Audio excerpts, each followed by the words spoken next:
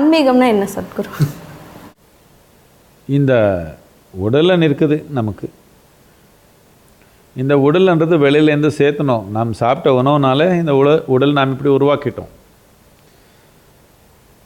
இப்போ நம்ம வாழ்க்கை அனுபவம் எல்லாமே நம்ம உடல் நம்ம மனத்து வலயங்கள்லேயே இருக்குது.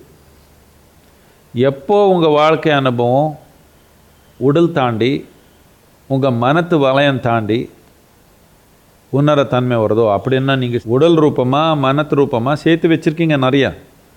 நீங்கள் சேர்த்து வச்சது ஏதோ அது தாண்டி எப்போ நீங்கள் வாழ்க்கை உணர ஆரம்பிக்கிறீங்களோ, இல்லை இந்த உயிருடைய அடிப்படை எப்போ புரிஞ்சுக்க ஆரம்பிக்கிறீங்களோ அப்போ ஆன்மீகம். உயிர் அடிப்படை நான் எதுக்கு புரிஞ்சுக்கணும் அண்ணா?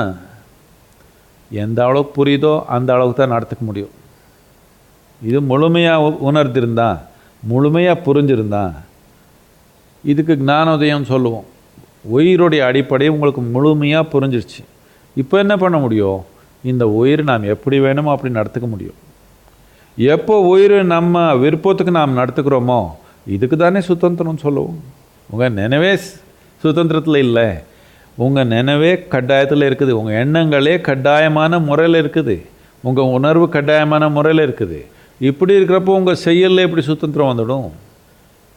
முதல்ல உங்கள் உடல் மனம்ன்றது நீங்கள் ஒரு கருவியாக உபயோகப்படுத்துகிற ஒரு திறமை உங்களுக்கு வரணும்.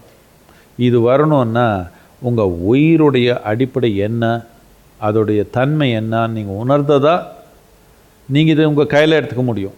இது கையில் எடுத்துக்கலன்னா எல்லாமே கட்டாய முறையாக நடக்குது. சமூகத்தில் என்ன நடக்குதோ அதுக்கு எதிர் செய்யலாம், வேறு எதுவும் நடக்குது வாழ்க்கை.